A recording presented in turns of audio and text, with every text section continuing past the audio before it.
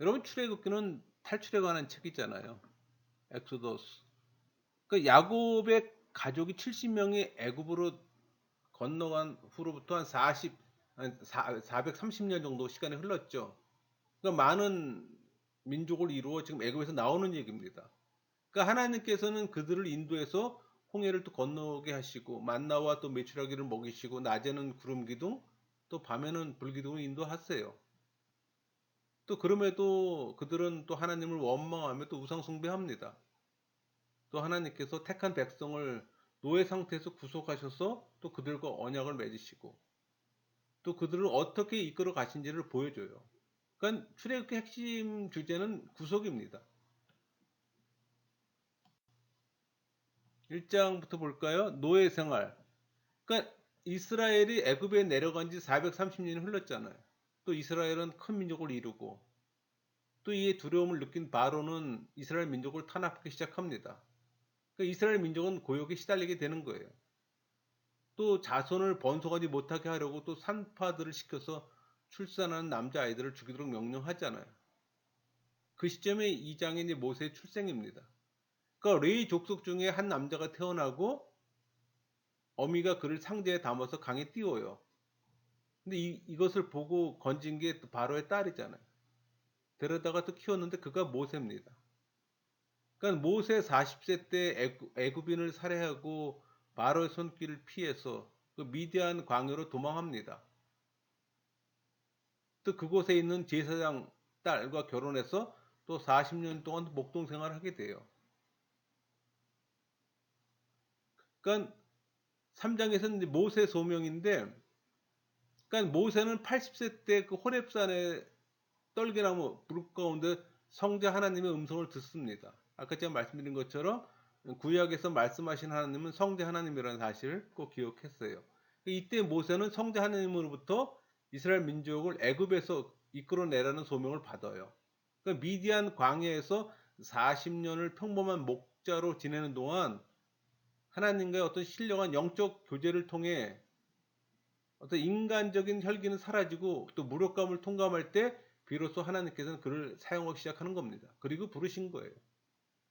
4장에서는 소명을 회피하는 모세. 그러니까 모세가 백성들이 그의 말을 듣지 않을 것을 염려하자 성령 하나님께서는 이제 성령 하나님의 등장입니다. 이적의 등장이에요. 모세의 지팡이와 손을 변하게 하는 이적을 보여주시는 거예요. 그리고 모세가 자신의 혀가 둔함을 염려하자 형 아론이 또 모세의 입을 대신할 것을 알려줍니다. 그러니까 하나님께서는 우리에게 일을 맡기실 때만 나를 보내시는 것이 아니라 우리와 함께 하시며 도우신다는 사실을 또 믿어야 합니다.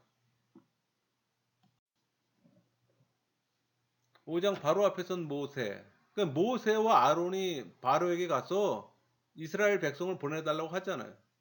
당연히 뭐 바로가 거절하고 오히려 이스라엘 민족을 더 괴롭힙니다.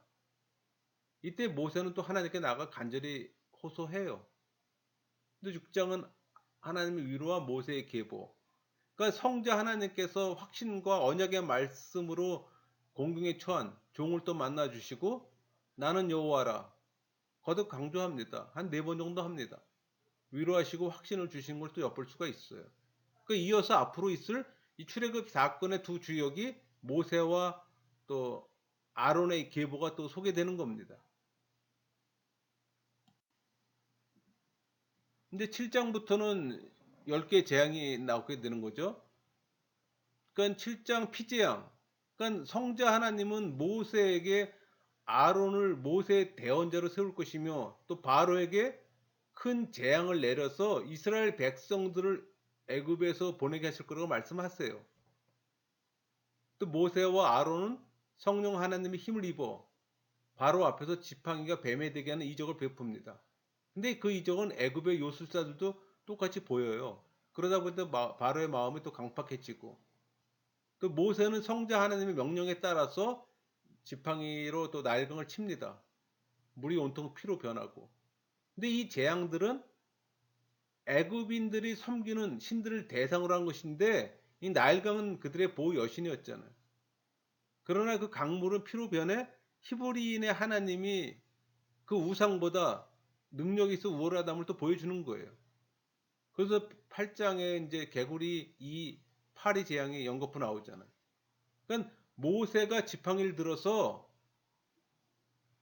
애굽 땅을 개구리로 덮게 하자 그 바로는 백성에게 또 보내주기도 약속하지만 또 마음이 다시 강팍해져요. 모세가 성자 하나님의 지시대로 또 지팡이로 티끌을 치매 또 이가 되어 온 땅에 또 가득합니다. 그러니까 성령 하나님께서 애굽의 온 땅에 파릴 때가 가득하게 하셨고 바로 이때 바로는 너희는 가서 이 땅에서 너희 하나님께 제사 드리라고 허용합니다. 그러나 애굽을 벗어나는 것에 대해서는 반대했어요. 또 이것은 사단이 하나님을 섬기며 살기를 작정하는 사람들에게 시도하는 첫 번째 타협입니다. 믿기는 믿되 죄와 세상에서 떠나지 말라는 겁니다. 이 두 번째 타협안은 뭡니까? 광야에서 제사를 드릴 것이나 멀리 가지 말라는 얘기잖아요. 그러니까 이것은 한 달에는 세상 걸치고 믿으라는 겁니다. 여차함의 세상으로 다시 돌아가기 위한 겁니다. 여기서 나오는 10개 재앙은 성령 하나님의 사역입니다. 9장에는 악질, 독종, 우박재앙이 나오잖아요.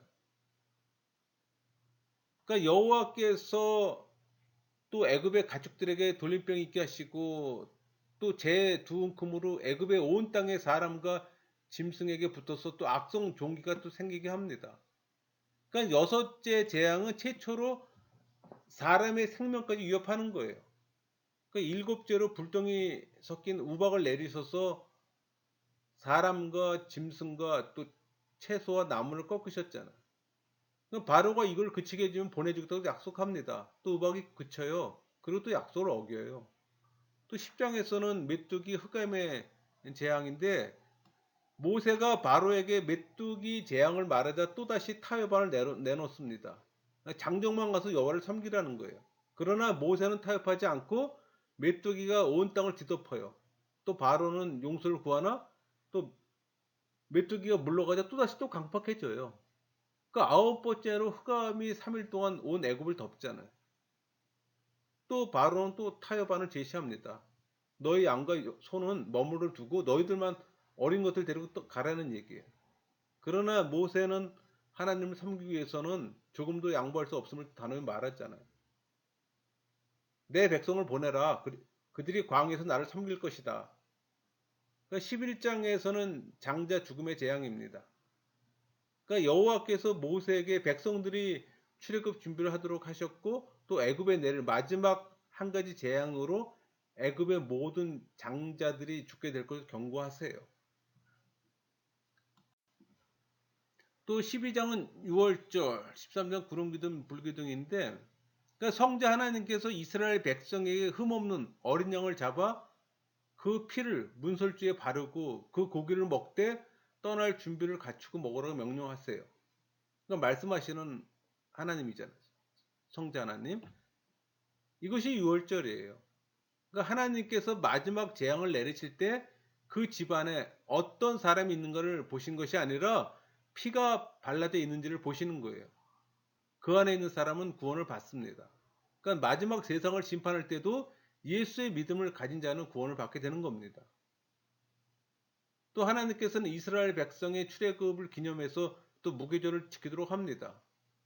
또 사람으로부터 가축까지 모든 또 초태생을 하나님께 드리라고 하셨고, 그러니까 백성들을 광야길에서 또 성령 하나님은 낮에는 구름기둥, 밤에는 불기둥으로 인도하셨어요. 근데 14장에 홍해를 건너잖아요. 그 애굽 군대가 이스라엘 백성의 뒤를 쫓고 이를 본 또 백성들이 모세를 원망하자 또 모세가 하나님께 부르짖음으로 또 지팡이로 홍해를 또 갈라지게 하고 또 백성들은 홍해를 무사히 건너고 또 뒤쫓아오던 그 바로 군대는 또 모두 홍해에 잠깁니다. 15장에서 승리의 노래. 그러니까 이스라엘 백성들은 위기에서 구하신 여호와의 크신 능력을 찬양했어요. 그러니까 수루 광야로 들어선 이 백성들이 또 물이 써서 마시지 못함으로 또 성령 하나님께서는 나뭇가지로 물을 달게 또 변화시켜주고 그러니까 믿음의 여정에서 쓰고 견딜 수 없는 실망이 우리 앞에 놓일 때 성령께서 그 쓴 것이 달게 하신다는 걸 기억하세요. 16장 만나와 메추라기. 그러니까 백성들이 배고픔으로 모세와 아론을 또 원망하자 또 성령 하나님께서는 저녁에는 메추라기로 아침에는 만나로 또 백성을 먹이십니다. 그러니까 하늘에서 내려온 만나는 생명의 떡이신 예수 그리스도를 예표해요. 그러니까 백성들이 만나를 하루도 먹지 않고는 살 수 없듯이 신앙인들도 예수 그리스도와 함께 하지 않고서는 살아갈 수 없음을 또 암시하는 겁니다. 또 하나님께서는 양식뿐만 아니라 휴식을 주세요. 그 안식일에는 들에 나가지 않아도 만나를 또 먹을 수 있도록 해주셨습니다. 17장 무리와 반석 아말렉과 싸움. 그러니까 이 이스라엘 백성이 르비딤에 도착했으나 물이 없잖아요. 또 모세를 원망해요. 또 하나님께서는 모세의 지팡이로 호렙산 반석을 쳐서 물을 나오게 합니다. 이 반석은 또 예수 그리스도를 의미해요. 그리고 여호수아와 백성들이 아말렉과 싸울 때 모세가 그 산꼭대기에서 해가 질 때까지 손을 들고 있으므로 또 아말렉을 이기게 합니다. 또 18장은 이드로의 충고. 그러니까 모세 장인 이드로가 모세의 아내와 그 아이들을 데리고 모세에게 왔어요.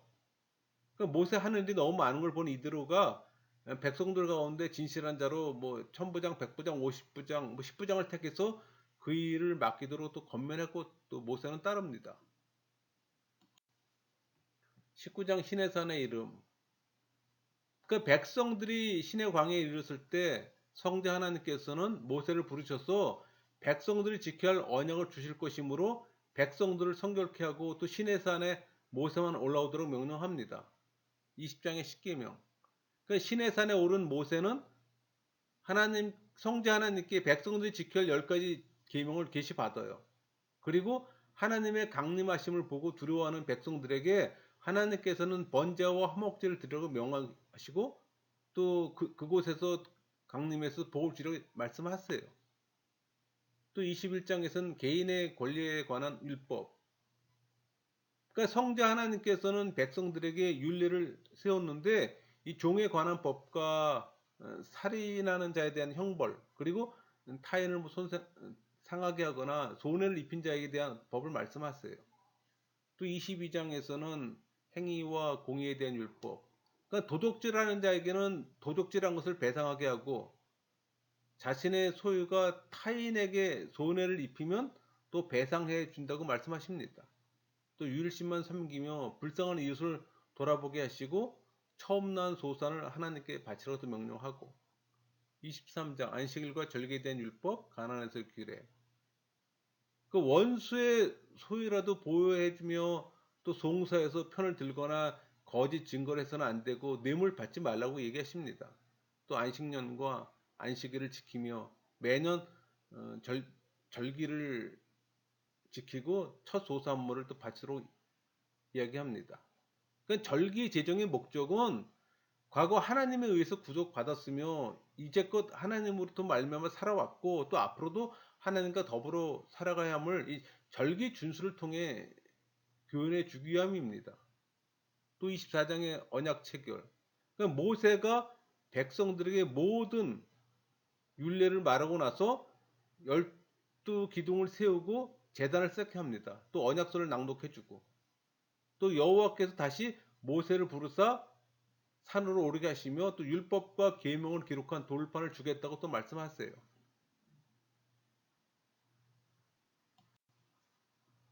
25장 법궤 떡상 등대.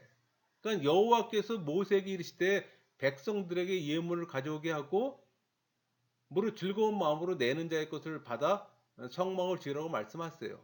그리고 법궤의 모양과 놓는 위치를 또 가르쳐 주시고 또 진설병상을 만들도록 또 그 모양을 가르쳐 주시고 등대와 그 밖에 여러 기구들을 만들라고 또 명령하세요. 또 26장에서는 성막 덮개, 뭐 널판, 휘장, 그러니까 성막과 그것을 덮는 덮개를 만들도록 또 그 재료와 모양과 그것들을 설치할 위치를 또 설명해 주셨어요. 또 성막을 세울 뭐 널판의 모양과 위치를 알려주시고 또 성소와 지성소를 구별할 또 휘장과 휘장문을 또 위한 기둥을 만들라고 또 말씀하세요. 또 27장에 번제단 성막들 뜰문 등불 기름. 그러니까 조각목으로 제단을 만들어 노수로 싸고 또 성막들에 설치될 여러 기구들을 말씀하세요. 또 성소의 등불을 끊이지 않도록 항상 켜두라고 말씀하시고 28장에는 제사장의 예복. 그러니까 하나님께서는 모세에게 아론과 그의 아들들을 제사장으로 택하게 하셨어요. 그리고 특별히 아론을 위해서 거룩한 옷을 짓도록 하셨는데 그 의복은 에봇, 두 견대, 판결 흉패, 뭐 우림과 둔빈, 에봇 받침 겉옷, 반포, 속옷, 뭐 금패, 관 등으로 갖춰진 겁니다.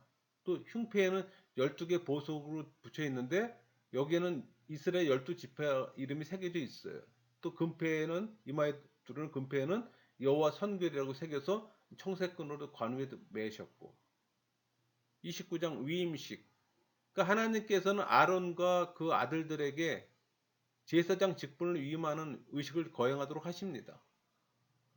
또 그들을 성결케 하고 아론에게 준비한 의복을 입히며 또 7일 동안 위임식을 거행하는데 매일 제단을 위해 속죄하고 거룩하게 하는 제사를 드리도록 명령하세요. 또 30장은 분향단, 물두멍. 그건 분향할 제단의 형태와 위치, 관리법을 말씀하십니다.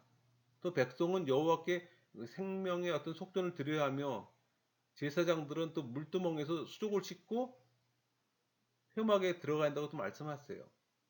또 향품으로 거룩한 관유를 만들어 모든 그 성막 기구들에게 발라서 또 성물로 구별하고 또 여호와를 위해 각종 향을 만들어 또 말씀하십니다.